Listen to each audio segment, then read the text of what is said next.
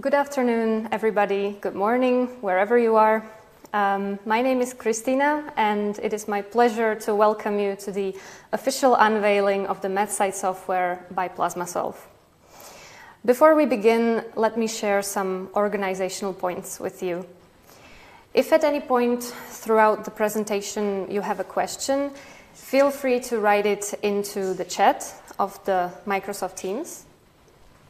And then at the very end of the presentation, we'll have a Q&A portion where we will address all of those questions.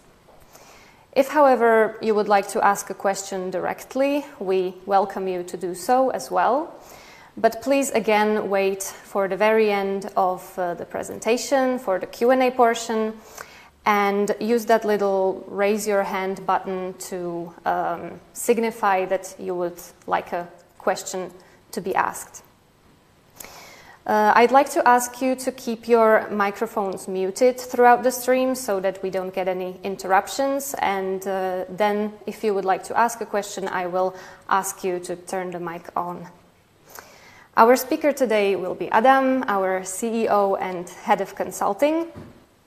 And he will start by presenting our company before getting into the introduction of the software itself, and he'll present all the available applications.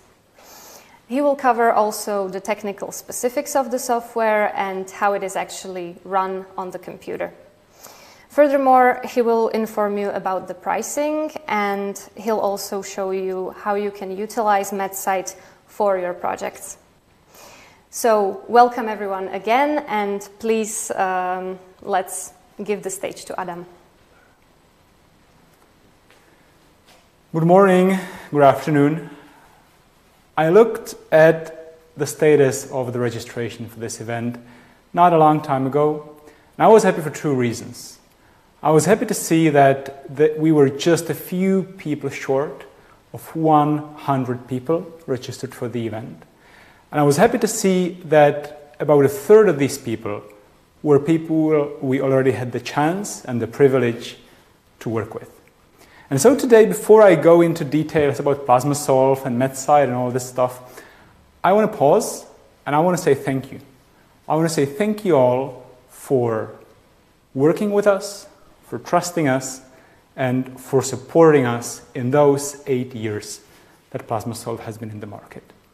It is also thanks to you that PlasmaSolve has evolved from 3 enthusiasts coming right out of the university into an established vendor in the segment of plasma devices, and more specifically plasma coating devices, that is offering simulation consultancy, big data analytics consultancy, and general process troubleshooting and process transfer consultancy.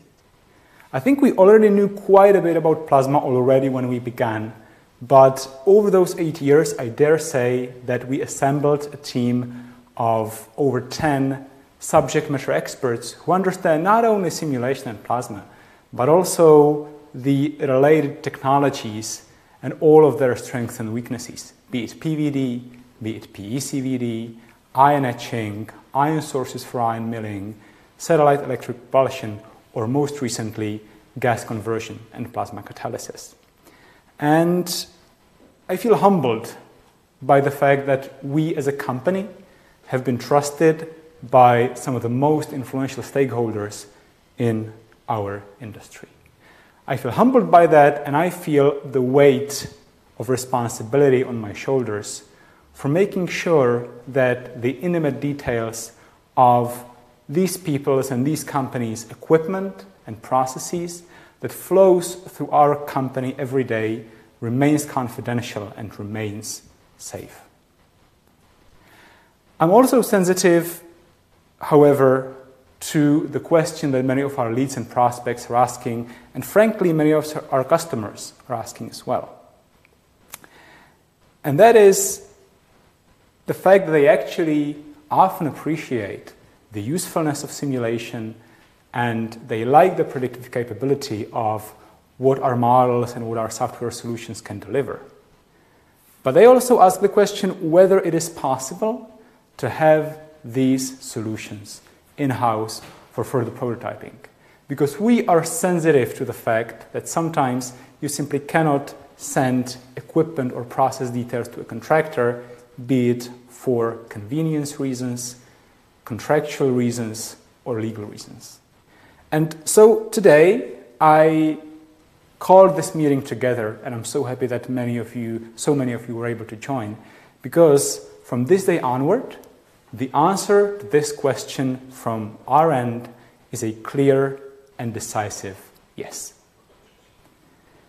We have been running simulations internally. We have been doing modeling internally for the past 8 years.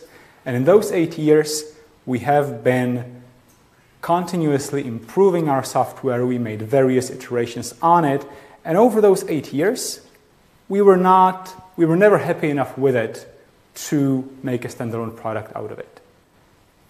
But this year is the year where we say, okay, the PlasmaSolve software is mature enough, the PlasmaSolve software is documented enough, and the PlasmaSolve software is stable enough so that it can be released as a standalone product to the whole world, to all the plasma engineers and plasma coding engineers out there.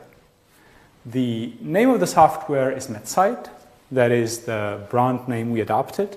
And we like to think of that as the next evolutionary leap in Industry 4.0, and more specifically in plasma process simulation and plasma equipment simulation. MatSight is not a monolithic software.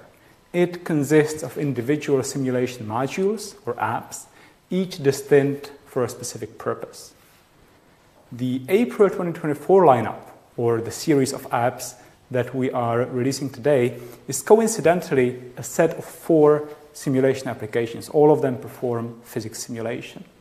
We have the Target Erosion App, aimed at engineers developing sputter cathodes and companies developing sputter targets. We have the Large Area App, which is specifically tailored to the needs of operators and developers of inline coaters and roll-to-roll coaters. We have the 3D Uniformity app that allows you to simulate coatings on real 3-dimensional substrates, most probably for tribological or decorative applications. And we have the Global Model App, which is sort of a multi-parameter, multi-domain simulation tool. This is what we are releasing today, and this is what is becoming available today. But the list is by far not final. We pick these 4 apps because we've been doing consultancy for several years, and based on our experience with these 4 apps, either individually or in combination, we are able to address and to solve over 80% of all the consultancy projects we engage in. That is why we decided to release these 4 applications precisely. The other modules that are coming later this year or maybe at the beginning of next year may not even be simulations. So for example, we even have a big data processing module in the works that allows you to analyze your machine logs at a glance, and we will be, of course, releasing them to you as we go. So I will get into more detail about these applications in a minute, but before I do, let me just dedicate 2 slides to the philosophy of the software. I boldly claimed that we see MatSight as the next evolutionary leap in plasma process and plasma equipment simulation. So I think I should specify that a little further, because there have been legacy solutions for plasma simulation and plasma coding simulation, and I just want to mention how or where we differentiate as opposed to where we are consistent. I think the main point where we are consistent with all the simulation and modeling know-how of the past decade or 2 is the physics. We are not reporting here or publishing here any revolutionary approach to treating physics. We are very much aware of the amazing work that the giants of our industry did on the topic of coding process modeling and coding process simulation. And we try to stand on the shoulders of those giants and look at the different physical mechanisms and chemical mechanisms that they studied, identify those mechanisms which are the most important for a given challenge, for a given application, and distillate the best out of this work and make sure that it gets into the MatSight software. But there is also a few differentiation points.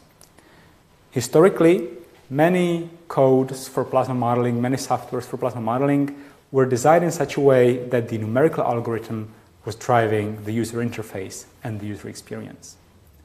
In MatSight, you do not have to worry about the numerical settings. By making MatSight a set of focused applications, the numerical settings can actually be adjusted automatically, and the default settings that MatSight is giving you will probably work for about 98% of use cases for which you use the software. In those remaining 2%, you are welcome to use the consultancy hours and support hours that come with the software, and of course the PlasmaSolve team is going to be very happy to assist you on that. Similarly, in the legacy simulation softwares, you needed quite a lot of physics expertise and very often also fundamental data like cross-sections, reaction probabilities to run the simulations. This is also something we want to get away with MatSight. And that's why we structured the software into the modular architecture I foreshadowed before, whereby we have one dedicated app for one specific challenge. And that app, so we're not selling a general simulation solver with which you can simulate everything and anything. We're selling a toolkit of tailored solutions that cover the most common problems that a plasma equipment engineer, a plasma coating engineer, or a process engineer is facing regularly. And finally, we also try to differentiate ourselves on the software level. It is understandable that the legacy codes and legacy softwares were not always great in terms of documentation and maintenance, because they often derived from decades of work of different PhD students and postdocs at universities. We had the advantage of starting from scratch, and we tried to use that advantage to the fullest. So all the physics solvers that we're using were implemented from scratch, but using OpenFOAM, which is potentially the most well-known open source simulation framework. All of the MatSight is written in Python, and all of that is equipped with tests, with automated integration pipelines.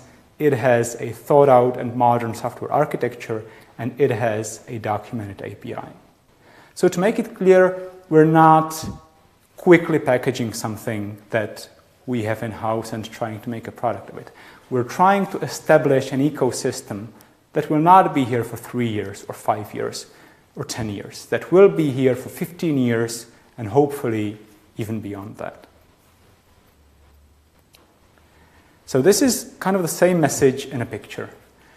What you typically got when you got a plasma simulation software was the following 2 layers, right? You got a particle and cell algorithm, a DSMC algorithm, a GPM algorithm, and based on those, you implemented different physics models. We have these as well. Like I said, we did not come up with some magic AI simulating physics or anything. It is still physics simulation, what we are showing here. And we have those. We implemented those in OpenFOAM, and they are actually open source. So if you're an academic researcher, we will gladly give these to you free of charge.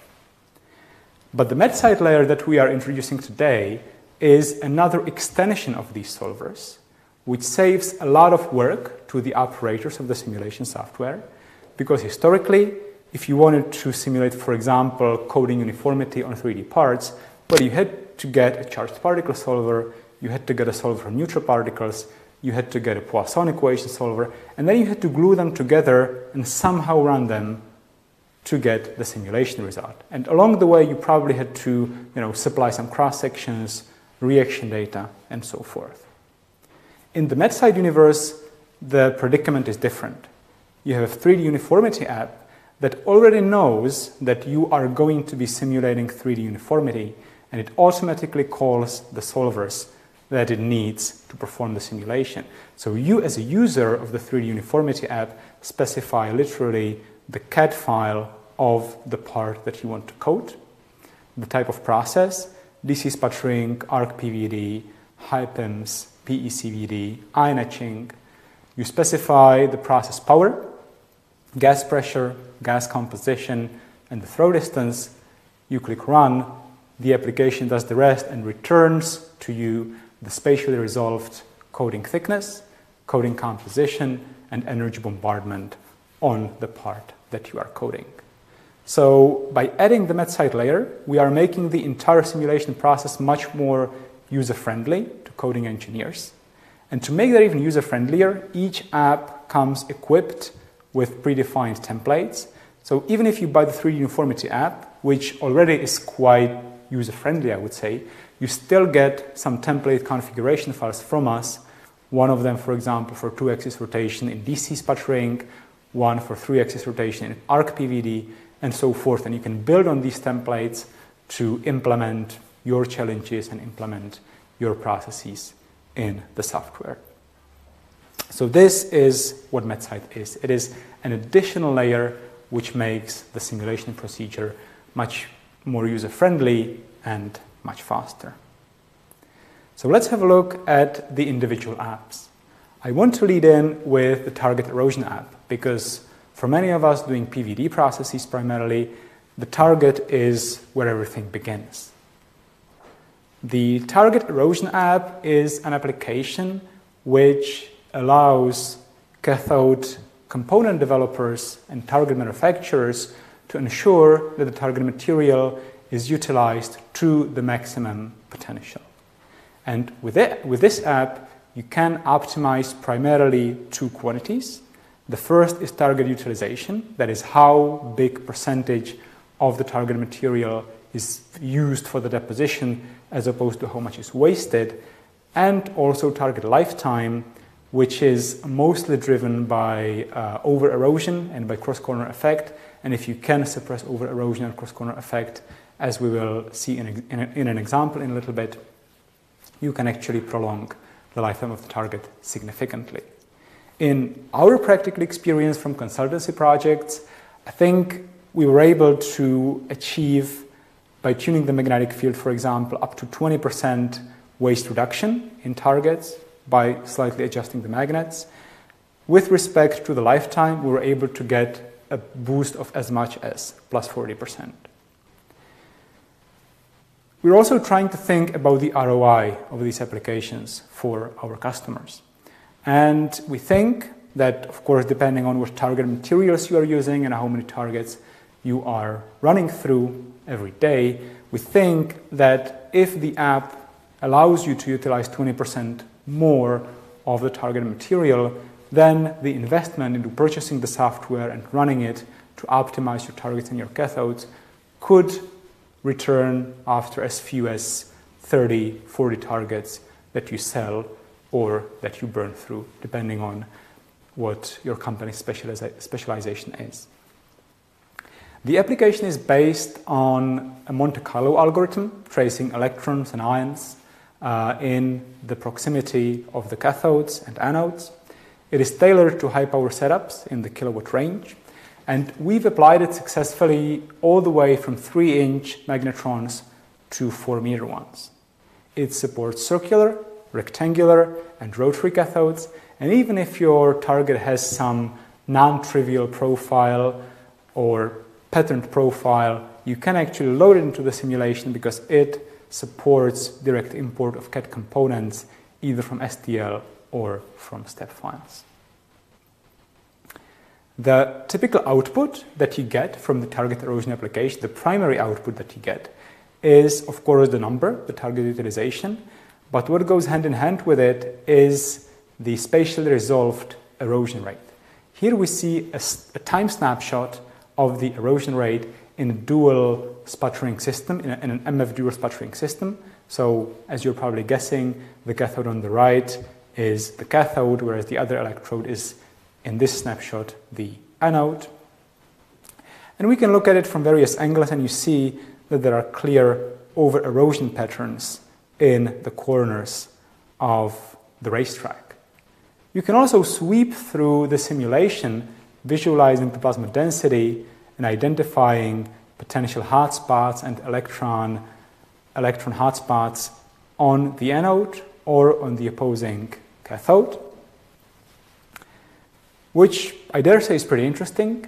But what is even more interesting and even more practical is doing parametric studies with it, right? Because, describing the current system, that's great, but the question driving us is always, how do I improve it? You can test with the erosion app the sensitivity of the erosion to the gas pressure, power, target composition or gas composition, or the magnetic field. On purpose, I will show you the pressure first. I will sweep through 0.3, 0.45, and 0.6 pascals, and when I initially do that, you'll probably see nothing. If I zoom in on that, and if you look really close, you will see that there is a very subtle difference in how the erosion rate in this over-erosion spot changed. Visually, this might not seem as much, but if you had MatSight here and if you clicked into the over-erosion spot, you would actually see that there is a tiny change of 4% in the over-erosion groove, which may seem insignificant, but actually the 4% change in the depth of the over-erosion pattern translates to a 4% reduction of the lifetime of the rotary target. So this may actually not be as much, as little change as it seems. But ultimately, understanding over-erosion is not the goal either. We want to get rid of it. So let's try to sweep the magnetic field. Let's try to change the magnetic field. And I'm going to change it from 80 millitesla on the surface in the one extreme case, all the way to 20 millitesla in the other extreme case. And you see that if I go from 80 to 60, the over-erosion got significantly better. If I further go to 40, you see the erosion becoming much more even, and ultimately at 20, I'm seeing a very nice symmetrical racetrack. There is still an over-erosion on this side, but it is almost perfectly compensated by the over-erosion in the other wing of the racetrack. So in this case, you can assume quite a uniform, quite an optimized erosion of the rotary target. But of course, you might say, well, you cannot, this would suggest that if you go to zero magnetic field, then you have a perfect erosion. This is, of course, not true. So let's see how that begins and how that behaves in more detail. Oh, and before we do, I should also mention that just by doing this simple trick of reducing the magnetic field, we were able to suppress the over-erosion and increase the target lifetime by approximately 15%. But of course, in each sputter cathode, there is such a thing as too weak magnetic field. And we will look into that on the simple example of a 6-inch planar cathode. On the left, we see the erosion profile. In the middle, we see the plasma density as these two little blobs. And on the right, we see the key observables from the model. The lighter curve is the target utilization, which is going up as we are moving the magnets away from the target. But this is not all, right? Without the magnetic field, you theoretically have the racetrack covering the whole target surface, but your plasma is not going to be very stable. So you also need to look at the plasma conductivity, and your sweet spot for operation is the point where you already have a high target utilization, but your conductivity did not start to decrease yet with respect to the baseline. So let's see what happens if I simply try to move away the magnetic assembly from the target surface. You see that the plasma is clearly getting larger and the racetrack is getting broader all the way to this sweet spot.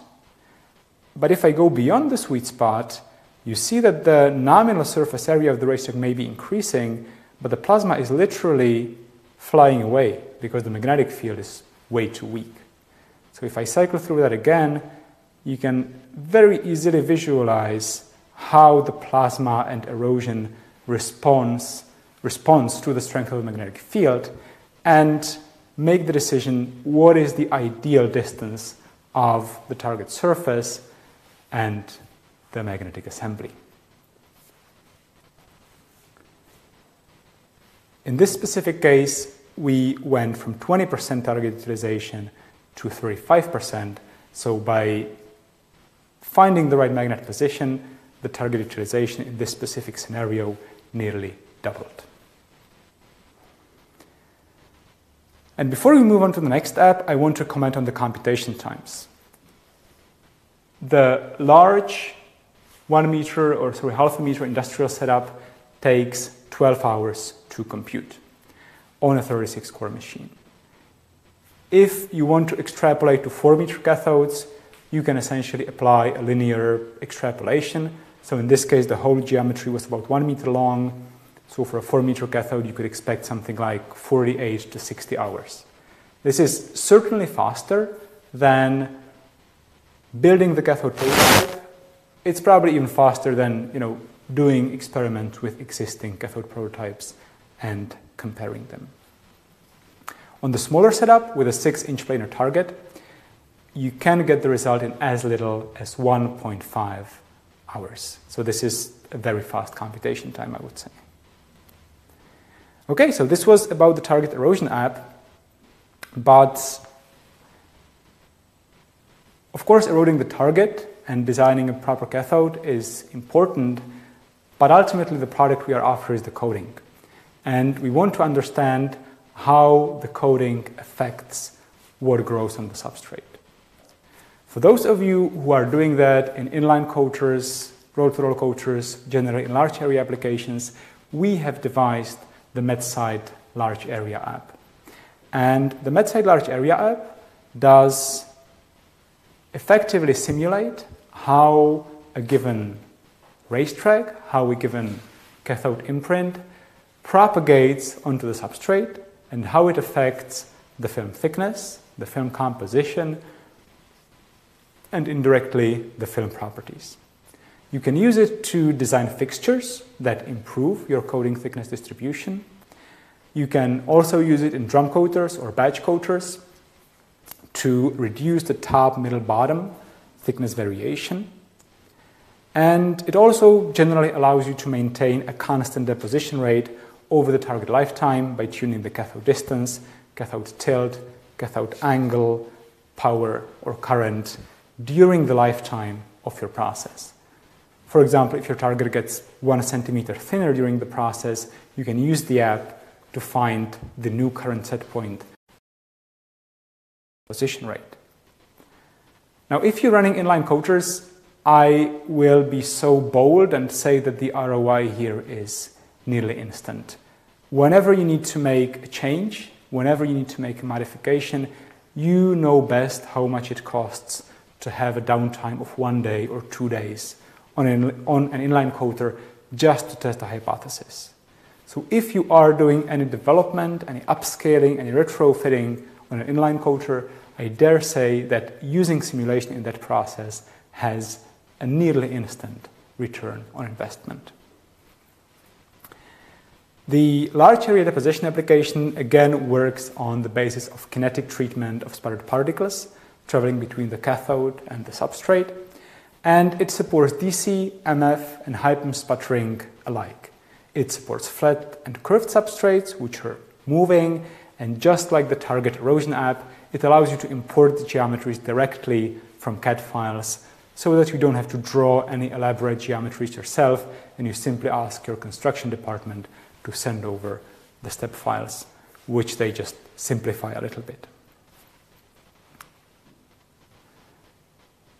To give you an example, we will look at the very same coater that we simulated in the previous example of the Target Erosion App. So we have 2 rotaries which are coating a curved foil, which is moving in the direction to the right. And we're also looking at the thickness profile along the width of the coil. And you will see that for the default case, the cathodes produce a certain thickness imprint on the foil which is moving to the right. And if we define that our practical, useful coating zone is the region where the coating deviation is not more than plus minus 1%, then we actually get a coating zone of 16 centimeters only in the base case. Now, in the attempt to fix that, it seems tempting to insert a fixture near the cathodes to suppress the coating thickness in the middle and obtain a coating zone with a larger width, right? If we do that without further consideration, it can easily happen, as you can see with this hemicircular fixture, that you go too far and that your useful coating zone is actually decreased. You see that there is a clear effect on the substrate thickness, which now has a dip in the middle. But you can also see that this fixture is going way too far and reducing the thickness in the middle by a too large factor. So the next logical step is moving the fixture a bit further away from the cathodes. And this actually turns out to be the sweet spot for us here. Because with this specific fixture position that has to be within plus minus 2 centimeters, let's say, the coating thickness or the width of the coating zone has increased from the original 16 centimeters to about 24 centimeters, which is a significant increase. Now imagine testing this experimentally, right? If you wanted to compare different fixture geometries, how many days it would take, how many weeks it would take to do that. If you have the simulation app that will guide you through the process, it will be much less painful, much less demanding to incorporate, for example, a cathode with a new metal, because this deposition imprint is going to be metal-specific and gas-specific. So I think the time savings on this specifically are tremendous. You can also get a similar effect by moving the cathodes closer to the substrate. You see that in this case, the width of the coating zone is even larger. It is 30 centimeters, and if we were a bit more permissive about the thickness variation, it would probably be even more. But of course, whether it is a good idea to move the cathodes closer to the target or not, that depends on the coating that you're trying to grow. And to understand whether this is going to impact your coating properties or your coating quality, you can always combine the large area deposition app with the Target Erosion app or with the Global Plasma model and see whether the ion bombardment and other plasma properties which are affecting the coating are changing in any significant way. The computation times on this app are, I would say, better than fast enough. So for this large area coater, it took 1 hour to perform this simulation. So if you went to a 4-meter coater, again, a linear scaling would apply, and you would get your result in about 4 hours. But what if your substrate is not planar? What if it is more elaborate, like a drill bit, a milling tool, or whatever else you might be coating? For those of you, we devised the MatSight 3D Uniformity app, which allows you to visualize variations of thickness, variations of coating atomic composition, and to an extent a variation of coating properties on realistic three-dimensional parts. If you're running batch coaters, if you're a coating center or a job coater, this can save you dozens to hundreds of trial processes per year. Our calculation and our customers' calculation is that if the app saves you 20 to 25 trial and error processes, it will have already paid for itself. The application is a hybrid algorithm based on tracing neutral particles and charged particles. And thanks to that, it is supporting DC sputtering, MF sputtering, high PIMs, arc PVD alike, and you can even use it for PECVD and ion etching. I think we may be the only vendor of simulation software and services that can actually simulate the growth of coating and the distribution of coating thickness in processes which are ion-driven. We're certainly not the only ones for the neutral-driven DC sputtering, but if you go to HiPIMS and ArcPVD, we may actually be the only ones who can simulate these processes, which are primarily based on ions. Naturally, we're talking about 3D components, complicated geometries, so the direct CAD import is also a feature of the 3D Uniformity app. And what is best, it supports out-of-the-box part translation and part rotation. So let's see what it looks like. One type of study that you can do with the 3D Uniformity app is comparing different processes, comparing different process set points, and understanding how they impact the distribution of your coding on the part that you are working with. Here we see a very fashionable example of the bipolar plate for hydrogen fuel cells. And in this example, we coated it with a typical DC sputter PVD process at typical average conditions, a typical arc PVD process, and a typical HiPIMS PVD process. I think the element in all of those was just simple titanium, just for the demonstration. But already in the simple case, you see that the sputtering PVD is much more ballistic, much more view factor based, whereas arc PVD is based on ions, and the particles that are leading to the coating deposition are following the electric field curves rather than the straight trajectories, and HiPIMS is somewhere in between. So if we take a closer look, you will see that the bipolar plate coated by sputtering PVD is actually suffering from highly undercoated walls of the channels, which are coated in a much better way in arc PVD, and HiPIMS is, well, something between DC sputtering and arc PVD, as you would expect. And of course, here we are comparing three extreme cases, DC sputtering, arc PVD, and HiPIMS. You could also use the app to visualize what would happen if you change the bias voltage in either of these processes, if you change the gas pressure, if you change the power of your cathode, and how that impacts the coating distribution on your component. You could also see how different elements are deposited, because lighter elements are going to have an easier way of penetrating these narrow trenches and narrow channels. So I think this is nice, but many of you are coding 3D assemblies and loading them kind of like this, like these bevel gears, right? And if I showed you a static simulation, just like I was showing in the previous case with the bipolar plate, well, then for a realistically loaded coater, this is probably what you would get. You see a coating coming from one side where the cathodes are, and the other part is uncoated. So the question is, does MatSight support the rotation of these parts? And I'm saying that because, of course, it can. The flexibility of the software allows you to revolve the part in the simulation and integrate so that you obtain a full 360 deposition in these bevel gears undergoing 2-axis rotation. And that opens up possibilities to a range of interesting studies. In this one, in all cases, it is arc PVD. We varied the distance between the bevel gears, and you can clearly see that there is such a thing as an ideal distance between your components. If the bevel gears are too close to each other, you get over deposition on the outer tooth of the gear and under deposition on the inner side. Same for the second lowest distance. This distance, which was, I think, about 35 millimeters, you already get quite a nice and even deposition on the teeth, which gets even better if you increase the distance further.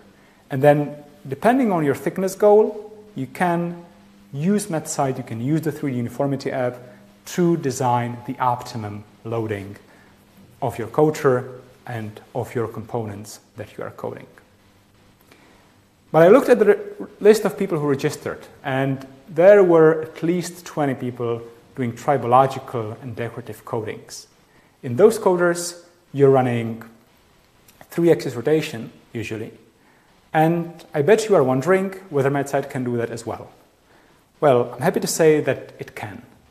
In 3-axis rotation, as we see on these milling tools, you can visualize the same things that we've seen in the previous examples. You can quantify the deposition rate to assess the film thickness. You can quantify the energy flux to assess qualitatively the film adhesion and film density. And if you are coding from multiple elements, which most of you are going to be doing, you can also visualize how different elements get deposited on different parts of your 3D tool that you are coding. So this is indeed a very flexible tool, and with acceptable computational costs, it really allows you to simulate fully loaded substrate holders and carousels and find optimum distance between parts, find optimum distance between parts and fixtures, and really avoid a huge volume of that trial and error that you often need to do when you need to transfer your process to a new part geometry or to a new part size.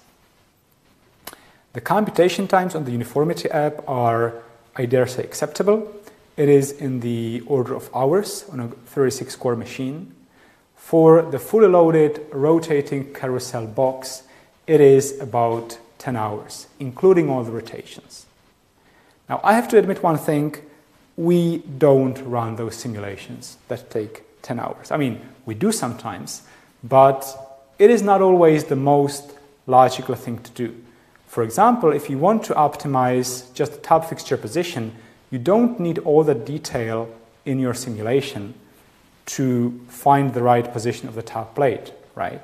So if we get the task of finding the right plate position for a specific process point and for a specific part geometry, we very often defeature the geometry, we smooth out the grooves and the cutting edges of the milling tools, and we run these simplified simulations where we just find the optimum fixture position. And when we have found the optimum fixture position, then we probably run one super detailed simulation with a 3-axis rotation just to confirm that we did everything right.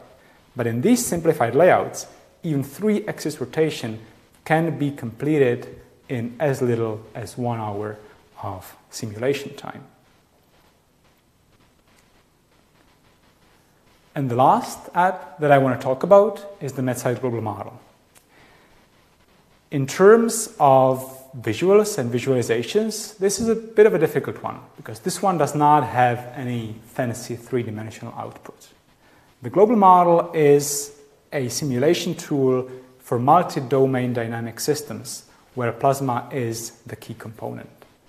It is a 0D model, but it allows you to perform fast and high-level investigations that takes into account the plasma process as such, as well as its peripheries, the cooling system, the heating system, the power supply with its internal characteristics, you name it. And what we typically use it for is for predicting, for example, metal ionization degree in PVD processes and ion implantation rate in PVD processes. We also use it for transferring proof-of-concept processes from small-scale laboratory coaters to large-scale industrial coaters. We also use it for PECVD quite a lot, whereby we can use the global model to assess the energy efficiency of a PVD process and precursor utilization. Like I suggested, the global model is based not on 3D simulations, but on ordinary differential equations. So the geometrical factors and the size of your device can be either obtained from other MatSight applications or you simply estimate it based on your experience. But the beauty of it is that this does not simulate the plasma alone. It simulates the plasma and its interaction with other peripheries. So you can add an ODE for the cooling system, for the power supply, and see how that interacts with your coding process. Because it is ODE based, it is not a 3D model but a 0D model, computing one DOE point takes anywhere between 10 and 60 seconds. It is extremely fast. So within 1 day, you can explore vast areas of your parametric space. To give you at least one specific example, what we use it for quite a lot, is an example of a PECVD process. The main knobs that you can control in a PECVD process are typically the mass flow rate of the precursor and the power going to the system. And as you can see in this chart, in one of the PECVD processes that we worked on, varying the precursor flow rate versus power is changing in a very dramatic way what fraction of the power that you supply to the system is actually wasted into heating the components, heating the chamber walls. And you see that there are regions which are favorable with respect to precursor utilization and energy utilization, and then there are regions which are very unfavorable with respect to energy utilization, where as much as 60% of the total energy going into your PECVD system is actually sort of wasted or used for heating in the end. The global model allows you to perform precisely these types of high-level analyses. It also allows you to quantify the energy cost of your process. For many processes, the energy cost chart looks something like this. There is a certain minimum following a diagonal between the flow rate and the power, and the moment you deviate from this minimum, your energy cost starts to explode and can be 3 times, 4 times, 5 times higher than it would have to be in the optimum working point. So this is what the GPM is for high-level multi-domain analysis of plasma processes. Okay, so these are the 4 apps that we are releasing today. Now I want to dig into the technical specifics a little bit. I think if I got your attention at least a little bit, you're probably wondering about the user interface. And the choice we made for the user interface, which I will, by the way, demonstrate on the 3D Target Erosion App, is Python. Python is the heart of MatSight, and it is also what is driving the user interface. A configuration file for a MatSight simulation is a Python script where you define your components, where you define your process in a Python syntax. If this seems scary, I fully appreciate that, but I will try to explain how that is actually easier and better for everyone. Because what I haven't said is that, yes, it is Python, but it does not mean that it is a command line text-based application. We're not in the 90s anymore.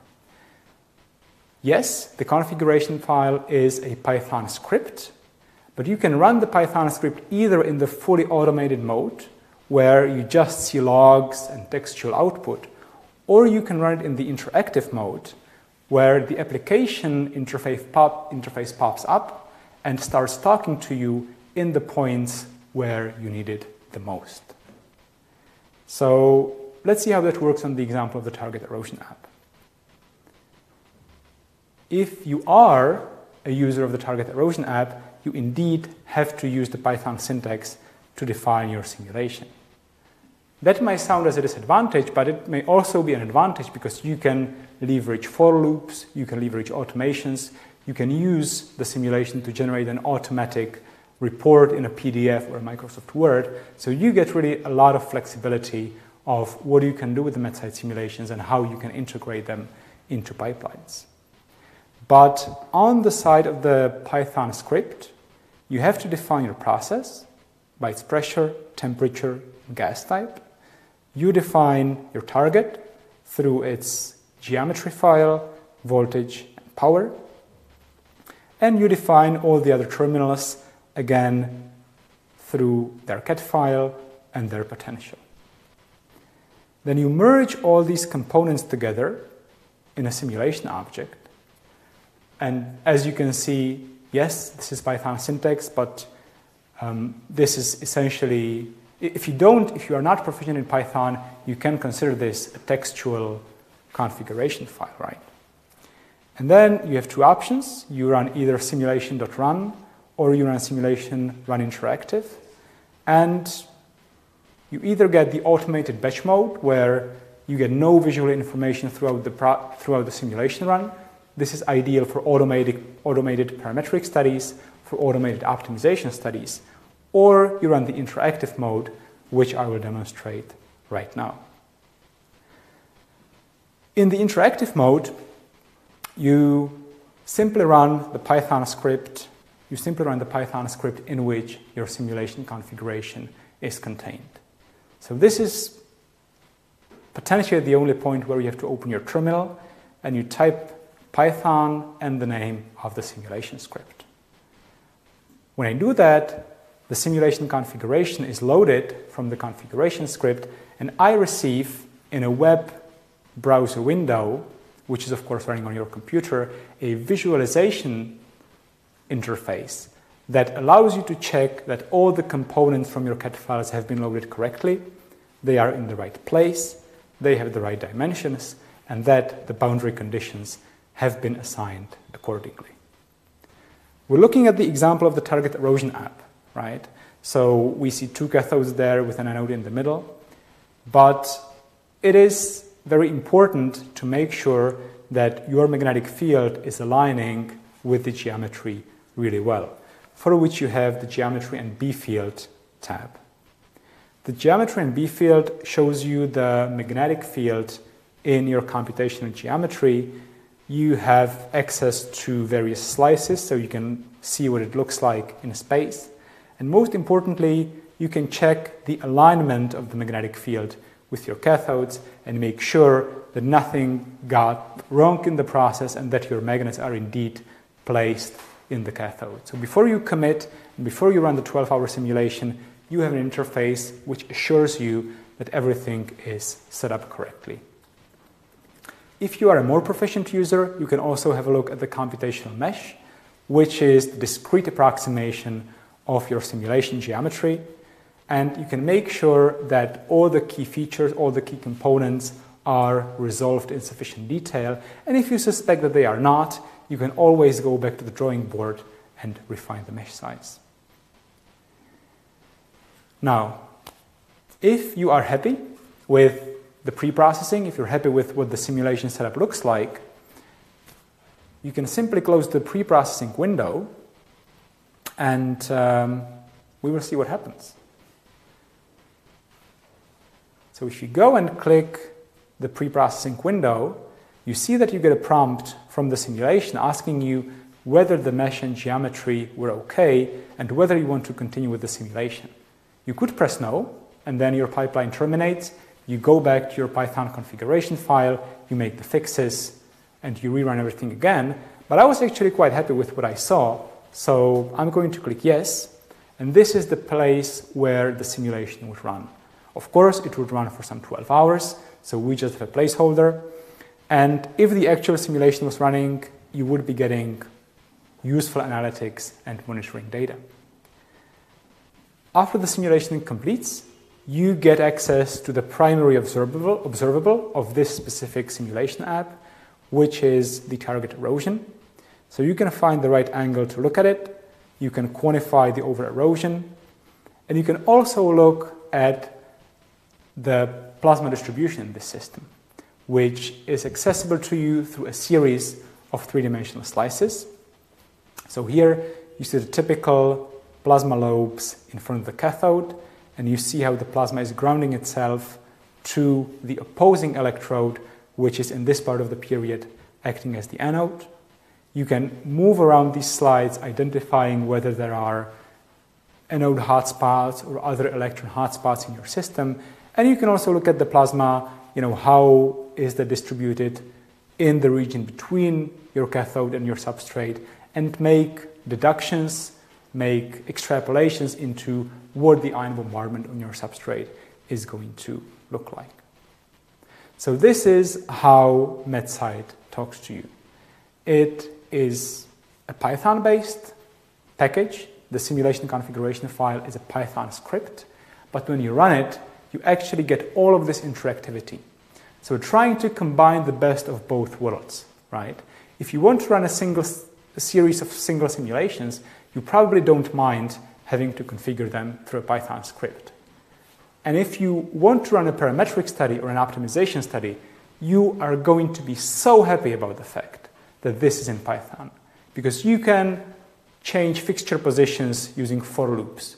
You can connect it to optimization algorithms and find optimum configurations in extremely short amounts of time.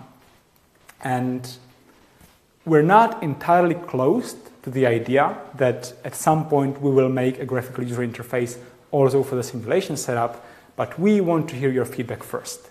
If you, as the stakeholders and customers, tell us that you absolutely need the graphical interface for the simulation setup, we'll add one.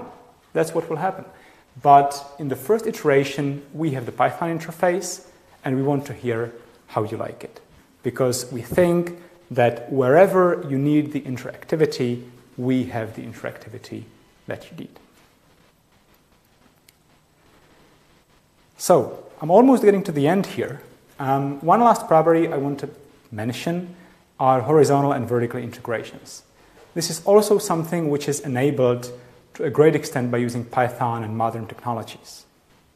In terms of horizontal integration, we've actually seen one example of that today, and that was running a target erosion simulation and using its output as an input to the large-scale deposition app and predicting the coating thickness in the large-scale app. But you can integrate horizontally even further, and you can take, for example, the output from the large-scale deposition app and feed it into, say, third-party software for optical properties calculation. We personally have very good experience with NASCAM software by the Belgian company ICS, and it is a great tool complementary to MatSight because based on the outcomes of MatSight, it can predict optical properties, roughness, and other properties of coatings grown in large area coaters. You can also integrate vertically, and that is probably best shown on the example of the 3D Uniformity app. Now imagine you're a coding center and you're coding different parts for different customers. Your customer typically sends you the part and the requirement, and if you have a simulation pipeline set up, you can ask your customers not only to send you the file, but also to send you an STL file, the part, but also to send you an STL file with the part geometry. And before DHL drops the package with the part to be coded at your reception, you can already have some simulations of the part geometry, and you can already have the first idea of what is the ideal loading of the coater going to be and how to code the part in the ideal way so that your prospect or your customer is happy with the performance properties of the coating. And we would like to see MatSight being integrated not only into R&D, but we would like it to be integrated vertically into your production process as well. And so let's get to the practical business. How much does this cost? We brainstormed this, through and through, and we decided to be very transparent about this. One app costs 15,000 euros per year per license to that specific applications. It is subscription only, and it is subscription only. It includes the application setup. It includes 48 support hours a year, within which we will be helping you with both the technical specifics and physics or engineering challenges. And we're applying no user limit within your company. We are applying no computer limit within your company. So you are free to do whatever you want with the license that you purchase for a year. It is the same across all applications. And if you just want to optimize cathodes, you subscribe only to the Target Erosion app. If you only want to virtually code 3D parts, you buy one app. This gives us, but most importantly, this gives you the flexibility to decide what parts of the MatSight ecosystem do you need. And in simple terms, you're not paying for something that you're not using. The pricing is as modular as the software architecture of the software. You choose what you want to use, and you subscribe only to those products. So, this brings me almost to the end. To summarize, we introduced 4 initial MatSight and early next year. We have the Target Erosion app, aimed at target manufacturers and cathode component manufacturers primarily. We have the Large Area app, aimed at people working with inline coaters. We have the 3D Uniformity app aimed at engineers working on tribo and deco coatings with substrates that have complex geometries.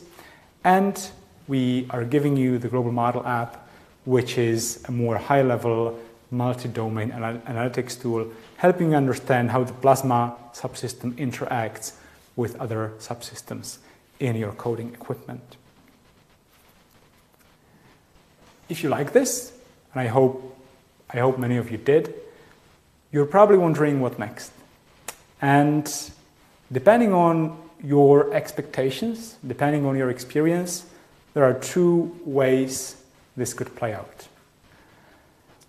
As you can hopefully understand, our resources are limited. So we are ready to give out trials, but we will be giving out a limited amount of trials, especially to companies that qualify. So if you would like to try MatSight in-house, do give us a call, do write us an email describing what your expectations are.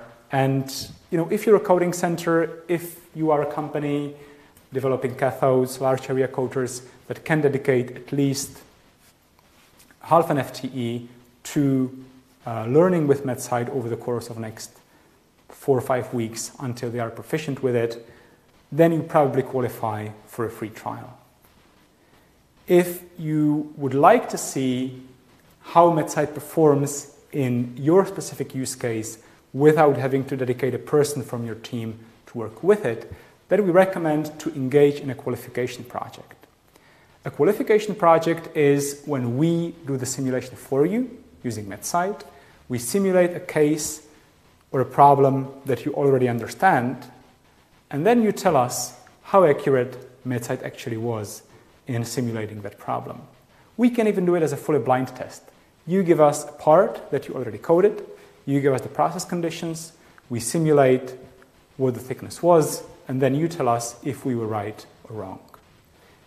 So when you are ultimately, what I personally want is that when you are ultimately subscribing and committing to MatSight, you will already have a clear idea that this is working for you, this is working in your environment, and this is giving you the results that you are expecting.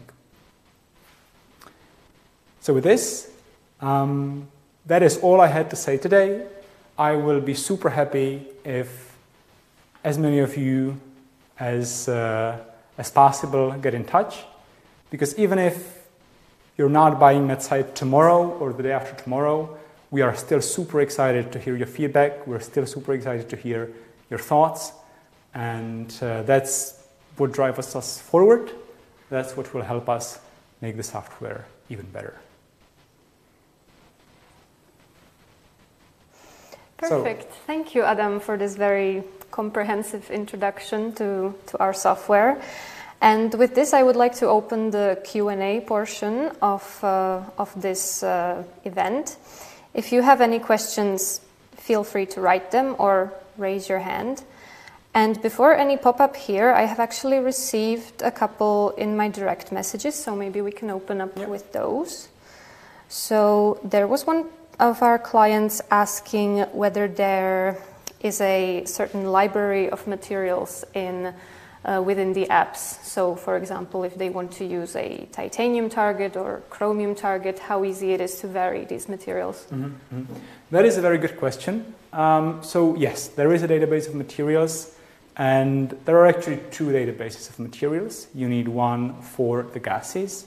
So right now we have data for argon, oxygen, nitrogen, acetylene, and methane being the most common gases used by our customers. Depending on the other gas that you might be using, and for PECVD we also have HMDSO and TMDSO.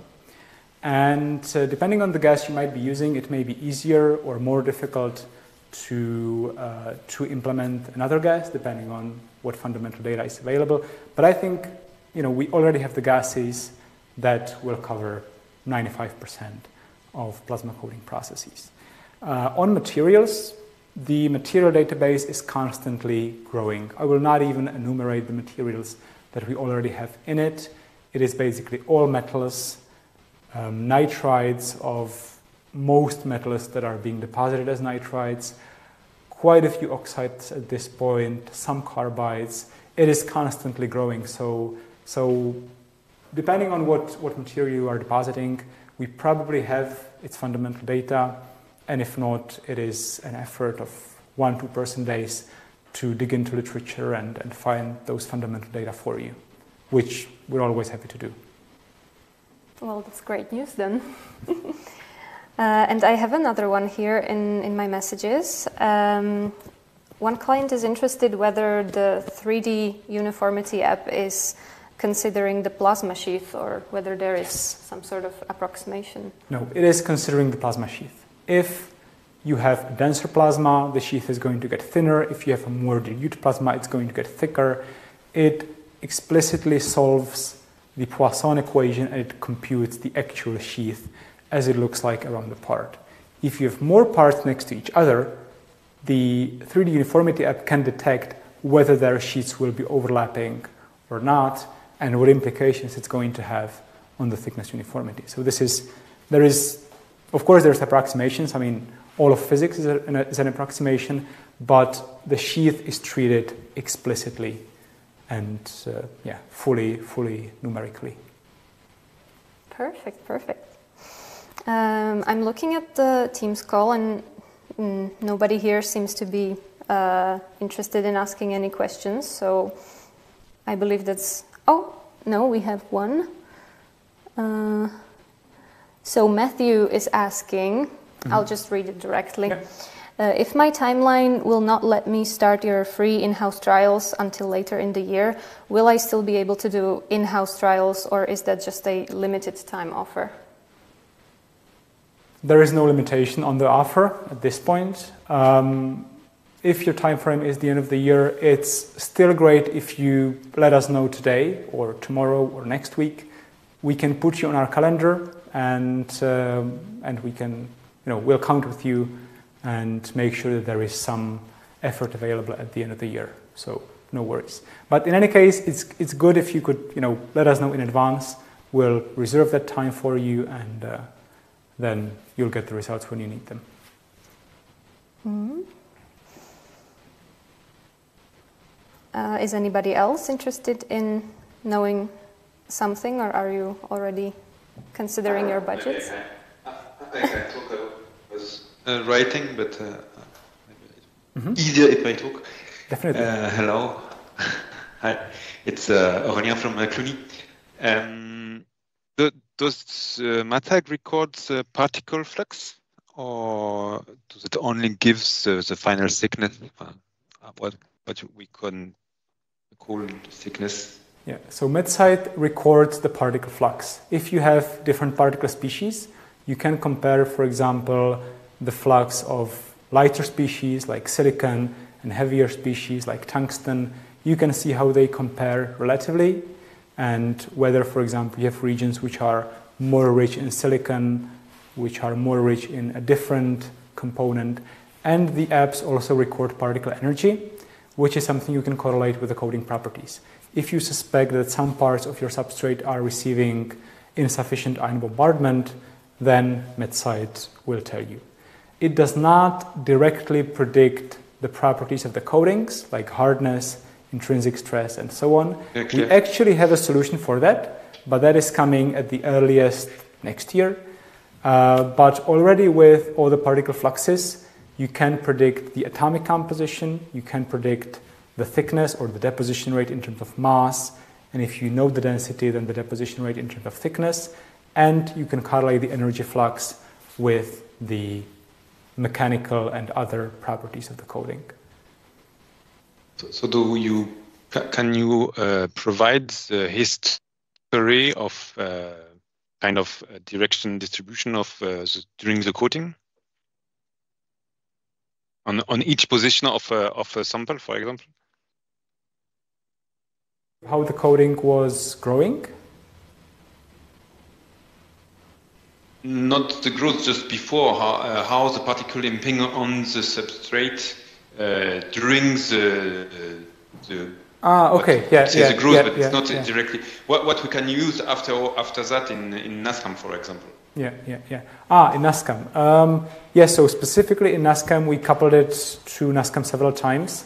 And so for NASCAM coupling, we indeed in each cell record the full distribution function of the particles, and that goes as an input to NASCAM.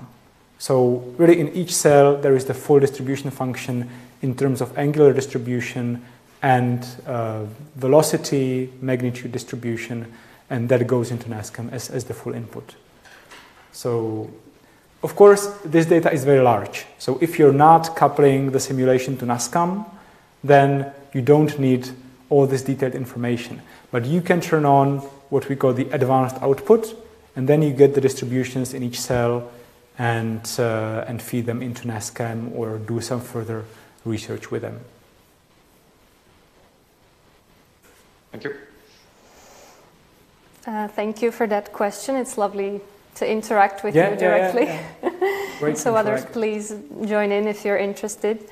I have another one here, but before I get into that question, I'd just like to say that as we started this Q&A portion, the MatSight website has officially launched, so that is up and running.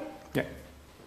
And you can find, so on the MatSight website, you will find pretty much the contents of my presentation today, as well as some additional content like use cases, case studies, validation examples from MatSight. So if you want to learn more, do visit the website to remind yourself of all the information and find additional resources. We will be updating the website as we go, so I hope it will become a handy resource. Yeah, that was also related to one question that I got here in chat, whether this demonstration would be available in digital format after we are done with this event. So, as I understand, yes, this will also be published online. We've used the wonderful services of the Czech Press Agency. So, probably the moment we sign off, there is going to be a YouTube video, and you'll get it to your mailboxes after the event. Yes, so no need to remember everything right now. Is anybody else feeling brave and not shy and wants to talk to us directly? Hello, I would have one question, very practical question. Mm-hmm. How or is any calibration needed during using the simulation? So if I want to connect the simulation to the real world at the end, for example, the spot rate prediction or distribution across the whole substrate over time, what measures has to be taken to connect simulation to the real world? Yes. So depends on the process on which we are going to work. In more exotic processes, you will indeed need some calibration. For example, you have some exotic material that you're depositing, so we ask you to do 1 or 2 calibration experiments, which we then use to find the right coefficients for the simulation, and then you can extrapolate to all the other geometries in the world with that specific process.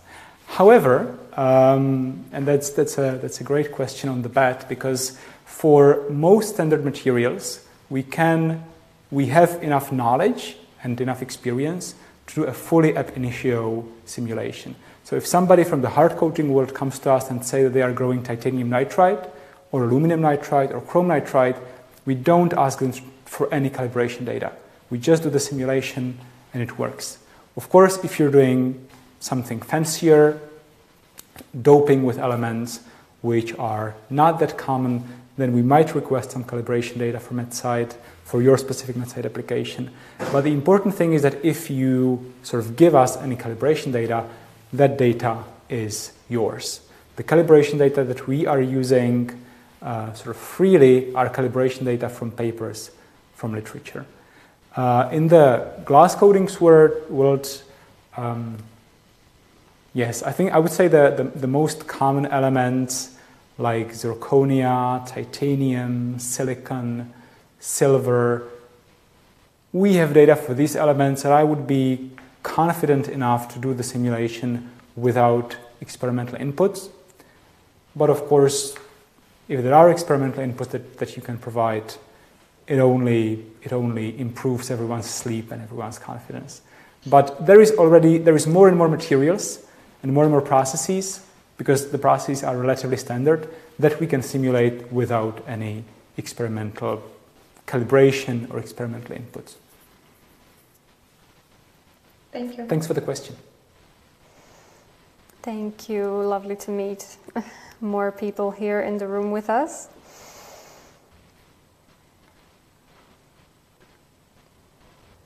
Yeah, everybody else is calling their VPs to see if they can get a budget from MatSight. Oh, most definitely. Okay, well, it's great that so many of you could make it here. We'll just peek over Christina's shoulder. Okay, we got 60 people. That's really amazing. Hang on, there is Andreas who would like to ask a question. Please go on. Hi, thank you for the nice presentation. Just a quick question about the trial. How's the procedure for that? Maybe, yeah. Yeah, about the trial project. Well, the procedure would be straightforward. We set up a call and we discuss what your use cases for MatSight would be, what app or apps you would be interested in. And then ideally, you have some problem in your drawer that you already solved empirically. You let us simulate it. You don't tell us the answer in advance. We send you the result and you tell us if we did a good job or a bad job. And depending on the extent, it can be a complementary project or it can be a funded project. So whether it's a complementary project or a funded project with some small budget of a few thousand euros, that depends on the complexity of the problem and other factors. If you allow us to make a case study out of that, it will always be a complementary project, for example. So that's really up to negotiations. We are flexible in that regard. Okay, thank you. Thank you for the question. I've got another one in the chat. They keep going. That's a good question. Christoph is asking, how is MatSight better than COMSOL? It's not. It's different. It is, so COMSOL is primarily a fluid solver. And even though they do have a particle functionality right now, the particle functionality is very generic. If you want to trace ions or electrons in COMSOL, you have to feed in all the fundamental properties. You essentially have to have a PhD in plasma simulation to be able to compute anything like we've shown today meaningfully in COMSOL. On the contrary, MatSight does not have the 2D fluid model that COMSOL has, and that is very fast and very flexible. So even internally, we are using COMSOL quite a lot in consultancy, and the two softwares play together very nicely. So sometimes we calculate something with COMSOL, the outputs of that simulation go to MatSight, or we have a COMSOL model which requires some MatSight inputs. So at this point, there is very small overlap between MatSight and COMSOL or any other of these large simulation softwares, because MatSight is simply using different methods solving different problems. So it is, I would say, perfectly complementary. On the philosophical level, I think the difference is the application. COMSOL does have a plasma module, but it is a general plasma module where you really have to understand plasma science to set up your plasma simulation. MatSight is focused on specific plasma technologies, on specific plasma applications, like I said, PVD, most common PECVDs with the most common precursors, and so on and so forth. So it is a slightly different architecture. So if you ask me, those are two perfectly complementary softwares with very little overlap. Yeah, I'd agree.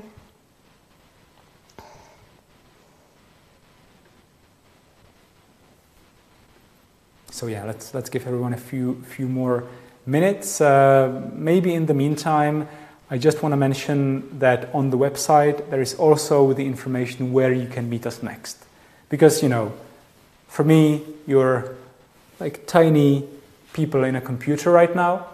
But if you want to talk face-to-face, I will be at the SVC in Chicago. Well, I will be as well. Week, Christina as well. Then Petr and Christoph will be at the ICM CDF. And we will be also organizing MatSight webinars throughout the year, where you can get to know the applications more intimately and where we show you how you actually run them, how you actually operate them. All of this is on the website. So if you want to talk about this face-to-face, go to the website and see where we could meet next. Yeah, that's great to know. Daniel, please, you can ask your question.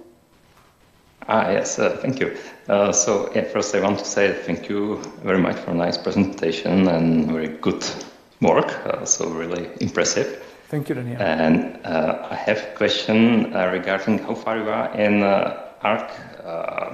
arc simulation. So if you can simulate, for instance, the effect of the magnetic field on the composition of the coating and or the half speed velocity velocity of the arc spot movement, and for instance the creation of the droplets. So if you are able to also do that. So we do that, but it is not the part of mainstream MatSight, let's say. We did quite a lot of consultancy projects on arc PVD, and this has often been a part of it. I will be open. There is no ab initio physics model behind that. Things like prediction of droplets, arc velocity, ionization degree, these are more heuristic models. But we even did a Horizon project on vacuum arcs, where we learned all of these things and sort of found out expressions that help us correlate the arc plasma properties with the set point of the arc. In terms of MatSight, this is highly simplified. Well, simplified in the user interface way, not in the physics way. But if you want to simulate, for example, thickness distribution on a part being coded in an arc discharge, you really specify the throw distance, the effective surface area of the arc racetrack, and the power set point, current set point, material, gas pressure, and so on.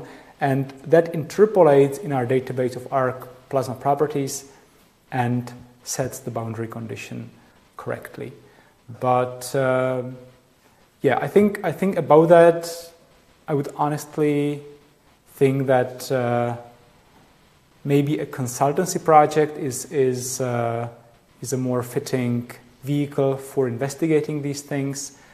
But yeah, that's up to discussion. So if you have some challenges that you want to discuss there, I would discuss them in a separate call or in a separate meeting. But yeah, but what MatSight, for example, does take into account is that different materials evaporated by arcs are ionized differently. So if you sputter titanium or aluminum, you're going to get a completely different deposition profile on the part, because one of them is ionized on average 2+, the other is on average ionized 1.1 plus, for example. So this is included in the mainstream MatSight. Things like droplets, arc spot velocity, that is not in the main version of the software currently, but it may get there in the next releases.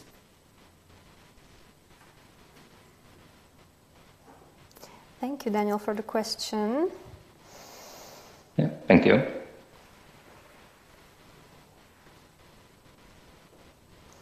Stefan, please. I don't have a question, Adam, but thank you for this very nice presentation. It's a pleasure to work together closely with you, and I think you're on the right way. You have all the products now that can be offered. That's just a short comment from my side. Stefan, and I have to say that the pleasure is all mine. It's great to interact with you, great to work with you always. Yeah, you've already helped us in many cases. Thank you. And you were one of the customers who, were there trusting 3 nerds coming out of university 7 years ago, and that was a brave move. Not everybody recognized the potential back then. So thank you too. Thank you, Stefan. That's lovely Welcome. to hear. You're welcome. Now there are a few more nerds.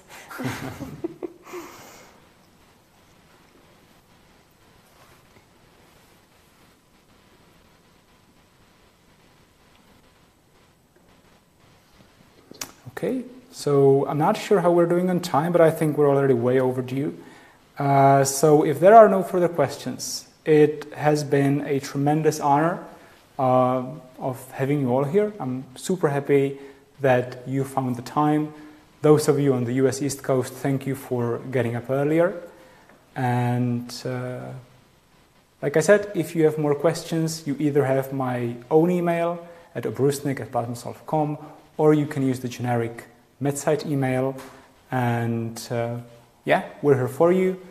If you want to discuss anything or just ask more questions, drop us a line, set up a call, and Yes, definitely. We'll We are that always eager to talk with you. Yeah. Thank So you thank very all. much. Have a great afternoon, have a great day, and see ya. See ya. Thank you. Bye bye. Bye-bye. Thank you. Bye bye. Bye.